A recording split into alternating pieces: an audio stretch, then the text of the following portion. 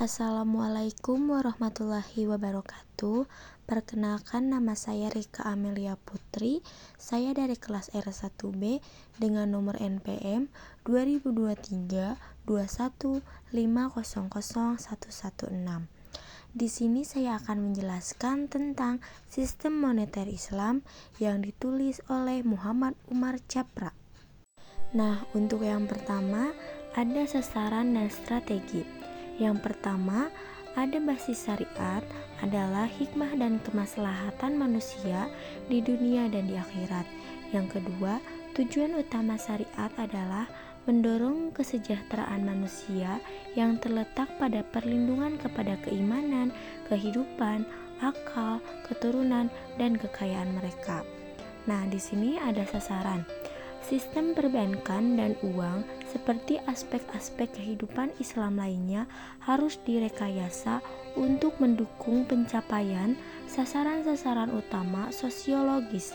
Sistem itu juga harus terus melaksanakan fungsi utamanya yang berkaitan dengan bidangnya yang khusus. Akan tetapi, sebagian di antaranya yang paling penting bagi pembahasan karakteristik utama sistem uang dan perbankan Islam antara lain, yang pertama ada kesejahteraan ekonomi, yang kedua keadilan sosial-ekonomi, yang ketiga ada stabilitas nilai mata uang, yang keempat mobilitas dan investasi, dan yang terakhir ada memberi pelayanan. Yang selanjutnya ada 1. Kesejahteraan ekonomi. Dengan kesempatan kerja penuh dan laju pertumbuhan optimal, nutajiah logis dari keimanan Islam tentang manusia sebagai khalifah Allah di muka bumi adalah bahwa mereka harus mengurangi kehidupan yang sesuai dengan status mereka. Karena itu penggunaan sumber-sumber daya manusia secara penuh dan efisien harus menjadi sasaran tak terpisahkan dari sistem Islam.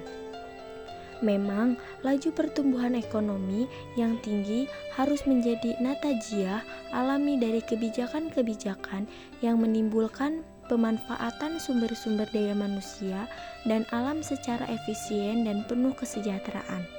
Yang kedua, ada kejadian sosioekonomi dan distribusi pendapatan dan kekayaan merata. Tujuan keadilan sosioekonomi dan distribusi kekayaan pada pendapatan yang merata berbeda dengan Islam, percaya dapat mengikis akar ketidakadilan ini daripada sekedar meringankan beberapa simptom atau gejala. Yang ketiga ada stabilitas nilai uang. Stabilitas dalam nilai mata uang harus menjadi tujuan utama kerangka referensi Islam karena penekanan Islam yang begitu tegas kepada kejujuran dan keadilan Islam. Yang pertama, indekuksi.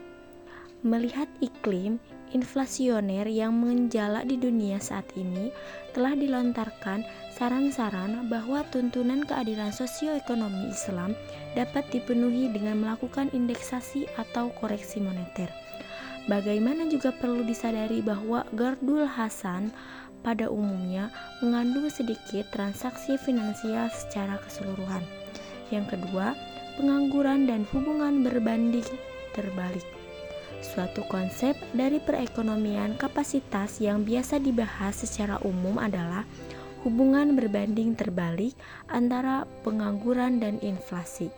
Yang keempat, ada mobilitas tabungan. Sasaran mobilitas tabungan memang perlu karena Islam secara tegas mengutuk penimbunan, simpanan, dan menuntut penggunaan sumber-sumber daya bagi tujuan-tujuan produktif dalam rangka merealisasikan sasaran-sasaran sosioekonomi Islam. Yang kelima, memberikan pelayanan yang lain, yang artinya sistem ini tidak saja harus mampu memobilisasikan tabungan secara efektif dan mengalokasikannya secara efisien.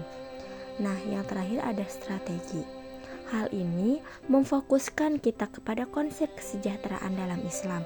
Negara Islam berkewajiban untuk berperan aktif dalam rangka memenuhi sasaran sistem Islam tanpa harus mengorbankan kebebasan individu.